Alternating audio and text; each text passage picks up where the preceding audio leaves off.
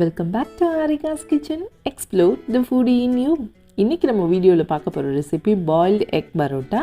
இதுக்கு ஒரு ஷீட் பரோட்டா எடுத்துட்டு அதுல கொஞ்சமா ஆயில் அப்ளை பண்ணிட்டு ரெண்டு பக்கமும் நல்லா கோல்டன் கலர்ல வர மாதிரி குக் பண்ணி எடுத்துக்கோங்க.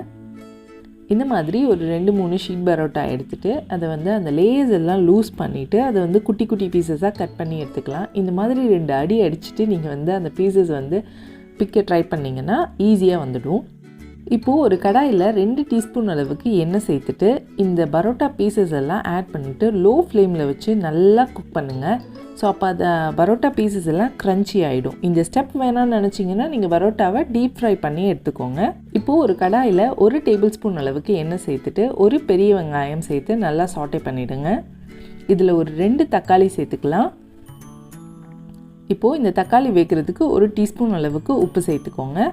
இதில் ஒரு 10 ஸ்ப்ரிங் ஆனியன் அந்த க்ரீன் ப்ளஸ் ஆனியன் ரெண்டையுமே சேர்த்து ஆட் பண்ணிக்கலாம். இதில் ஒரு அரை குடை மிளகாய் இதையும் பொடி பொடியாக நறுக்கி இதையும் சேர்த்துக்கலாம். ஒரு 2 முட்டையை வந்து சாஃப்டாக பாயில் பண்ணி எடுத்துக்கோங்க. அந்த மஞ்சள் கரு வந்து மஞ்சளாக இருக்கணும். ஸோ ஹாட் பாயில் பண்ணிடாதீங்க.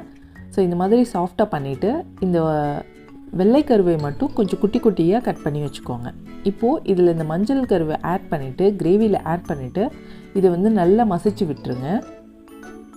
இது நல்லா மசிஞ்சதுக்கப்புறமா நம்ம கட் பண்ணி வச்சுருக்கிற அந்த வெள்ளை கருவையும் சேர்த்துக்கலாம். இதில் 1 டீஸ்பூன் அளவுக்கு மிளகாய்த்தூள், 1/4 teaspoon garam masala, 1 table spoon அளவுக்கு mutton masala, 1 teaspoon vinegar and soya sauce எல்லாம் ஆட் பண்ணிவிட்டு நல்லா மிக்ஸ் பண்ணிவிடுங்க. இதில் ஒரு 100 ml தண்ணி ஆட் பண்ணிவிட்டு இந்த மசாலா எல்லாம் நல்லா கம்பைன் ஆகிறதுக்காக நல்லா ஒரு தடவை கிண்டி விட்டுருங்க. இதில் ஒரு 2 டேபிள் ஸ்பூன் அளவுக்கு டொமேட்டோ சாஸ் ஆட் பண்ணிக்கலாம். இப்போது நம்ம ஃப்ரை பண்ணி வச்சுருக்க க்ரன்ச்சியான அந்த பரோட்டா பீசஸ் எல்லாம் இந்த கிரேவியில் ஆட் பண்ணிவிட்டு நல்லா மிக்ஸ் பண்ணிவிடுங்க.